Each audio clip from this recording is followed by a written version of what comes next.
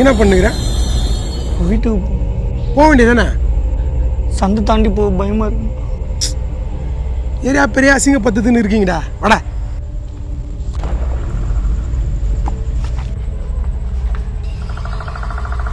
ஏய், இதுடா உங்கள் வீடு. நான் அதோ அந்த ஆரஞ்சு கலர் வீடுண்ணா. சரி, பார்த்து போ. தேங்க்ஸ்ண்ணா. எதுக்கு இந்த டைமில் நாய் பாட்டு பாடுது? எல்லாரும் நம்மளை மாதிரி தைரியசாலியாக இருக்க மாட்டாங்களே.